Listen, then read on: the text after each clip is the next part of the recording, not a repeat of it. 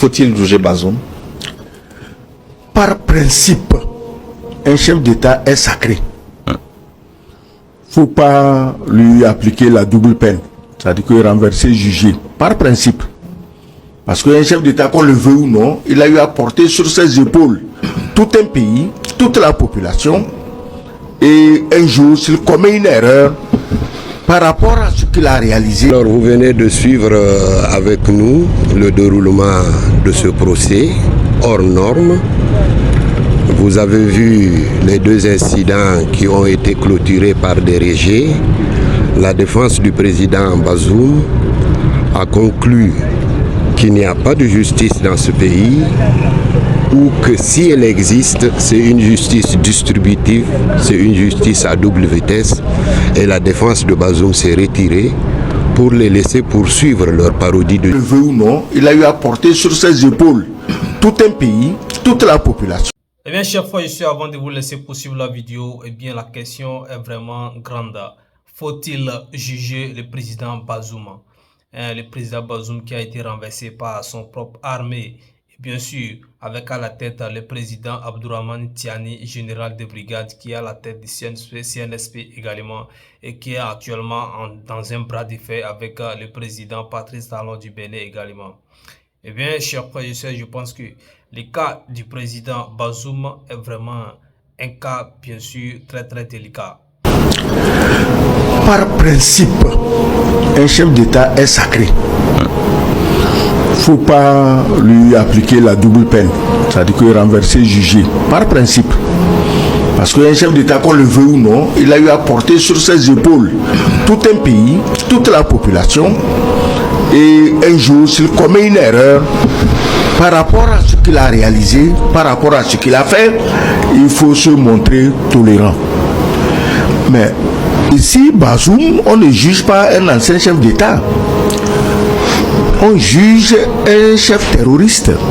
C'est ça le problème. Si Bazoum renversé avait dit, ben, écoutez, le Niger, 26 millions d'habitants, il y a quand même un autre Nigérien qui peut être président. Bon, moi, vous m'avez renversé, ça va.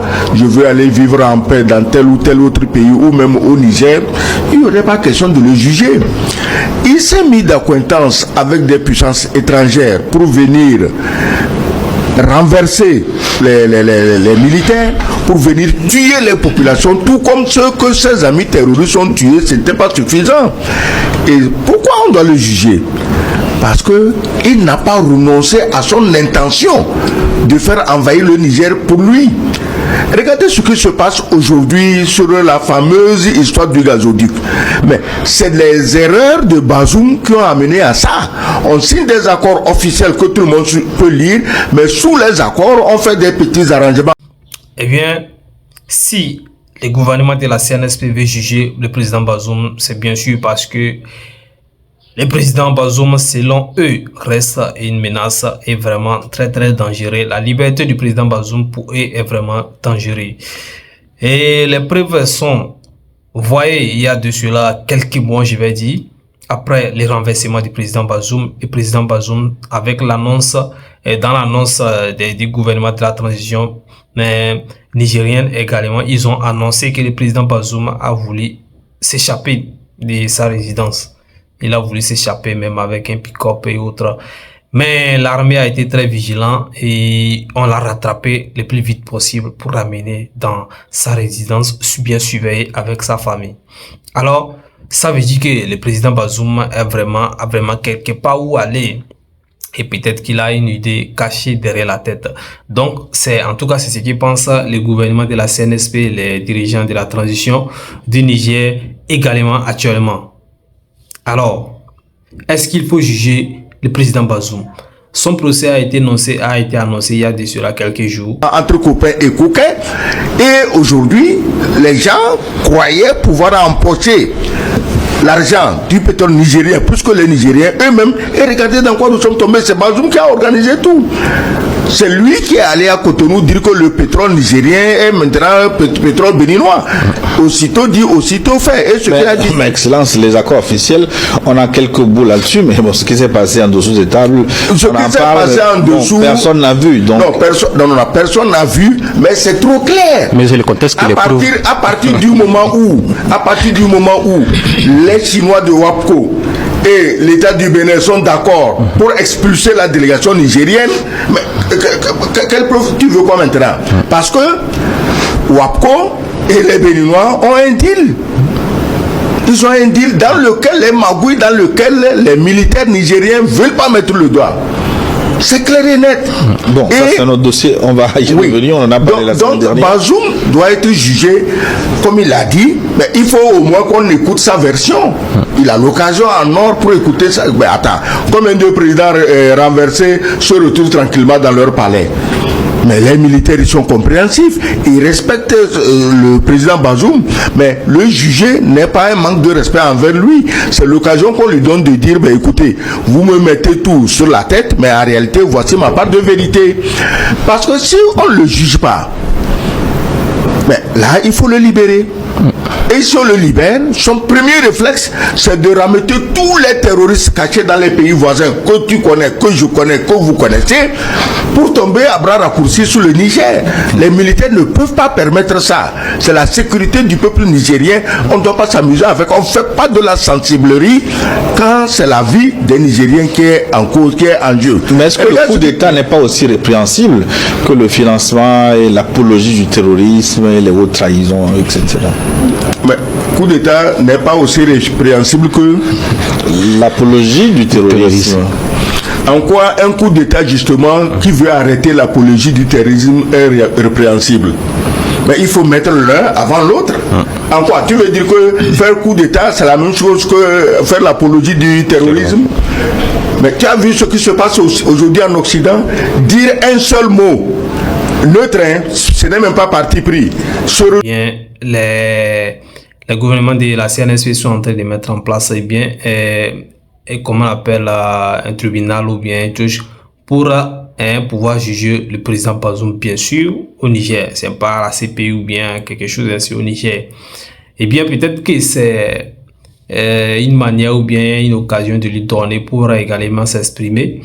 Bien sûr qu'on n'a pas envie de faire du mal au président Bazoum. On n'a pas envie de lui faire juger des doubles peines. Je suis pas sûr que le président Bazoum va rester en prison ou bien on va l'enfermer dans son propre pays en tant qu'un président pendant très longtemps. Je ne suis pas sûr. Mais je ne suis pas sûr que je serai totalement libre également parce que jamais il ne peut pas oublier ce qui s'est passé et il ne peut pas laisser les choses se passer comme ça. Même si le président Bazoum même s'élève pour dire que non, c'est fini, tout est passé et autres, je suis pas sûr que les gouvernements de la CNSP vont lui croire parce que tout peut changer à tout moment parce qu'il est accusé de quoi? Il est accusé bien sûr d'être en contact avec la France et que lorsqu'on l'a renversé également dans sa résidence surveillée, il a appelé le président de la France, bien sûr, le président Emmanuel Macron, de venir lui remettre à sa place, en fait, de venir peut-être attaquer ou bien renverser ceux qui ont fait les coups d'État et autres. Donc, vous savez, tout ça s'est passé déjà. Et puis, bon, il y a eu des représailles parce que ça... L'Ukraine et la Russie, on dit non, que tu es payé par Poutine. Et ici, tu veux que le type là qui encourage les terroristes à aller massacrer les gens, qu'on ne le juge pas parce que le coup d'État est aussi mauvais. En quoi le coup d'État est mauvais dans ce cas-là? Parce que, mais Bazoum, il dit qu'il a été démocratiquement élu. C'est-à-dire que les 26 millions de Nigériens, du moins la grande majorité, ont voté pour lui. Quand ces gens ont voté pour toi, tu peux aller encourager les terroristes à aller les terroristes qu'il a libérés. Mais si je l'ai déjà dit ici une fois dans un autre débat, s'ils étaient rentrés chez eux tranquillement, merci Bazoum, bon, maintenant nous aussi, on va travailler un peu pour la calmie, pour la paix, on n'en serait pas là. C'est le lendemain, dès qu'ils sont rentrés, qu'ils sont allés commettre les massacres les plus... Général de brigade Tiani Abdurrahman, chef de corps de la garde présidentielle du Niger. Mon général, En 37 ans de service, vous avez su gravir tous les échelons de commandement des forces armées nigériennes, des unités élémentaires aux zones de défense. Toutes ces responsabilités, vous les avez assumées pleinement et avec un esprit de dévouement, d'abnégation. Le gouvernement de la CNSP a informé que c'est comme ça, le président Bazoum a appelé, il appelle les gens pour des trucs de complot. Après tout, la CEDEAO va venir renchérir également la Côte d'Ivoire et le Bénin qui a également renchéri, qui a passé dans l'action en fermant les frontières et autres. Ce que nous souffrons également aujourd'hui. Alors, tout cela parce que bon, le gouvernement de la CNP a été très vigilant et ont mis à suivre, écoute, le président Bazoum son portable. Bon, je crois que le président Bazoum également devait faire attention à ça. Il devait déjà savoir que non, on ne peut pas les laisser faire des appels ou bien lui permettre. C'était un piège, hein, lui laisser son appareil, c'était un piège. Aujourd'hui, son enfant, l'histoire de son enfant, c'est quoi? On a bien sûr libéré son enfant. Peut-être qu'il y a des démarches que son enfant a été préparé ou bien préparé les terrains, quelque chose ou bien des trucs.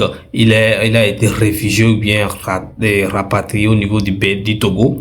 Il a fait au Togo pendant quelques mois. Le Togo du président Foïso Senam Gnassingbé, bien sûr. Il a fait quelques mois là-bas. Après, il a quitté. Ouais, il a quitté, je crois qu'il allait à Dubaï ou bien aussi, oui, je crois, par les informations qu'on a sur les réseaux sociaux. Le fils de Bazoum a quitté le Togo pour Dubaï.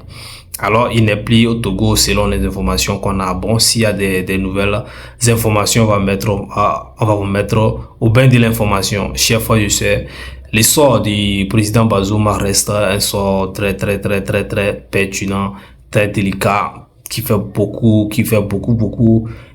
couler d'encre. Les questions, les gens se posent des questions, c'est quoi l'histoire, c'est quoi ce qui va l'arriver maintenant, est-ce qu'on va le garder toujours comme ça, parce que ça devient, lui aussi il devient une charge pour le gouvernement de la CNSP, et tout ce que le gouvernement de la CNSP veut, je pense que c'est la sécurité, et actuellement on pense bien sûr que le président Bazoum a quelque chose à voir avec les terroristes.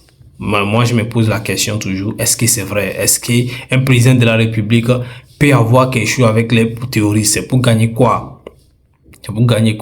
C'est quoi la complicité? C'est quoi les deals? C'est quoi la chose? C'est quoi les deals? Qu'est-ce qu'il veut encore plus que son peuple? Donc, tout ça là, franchement, moi, les questions là m'intriguent beaucoup. Chers frères et sœurs, eh bien, c'est la fin pour ce numéro. Si vous êtes nouveau à nous rejoindre, n'oubliez pas de vous abonner, d'activer la cloche de notification, likez la vidéo pour plus de soutien. D'ici là, portez-vous bien. Que Dieu vous bénisse. Take care.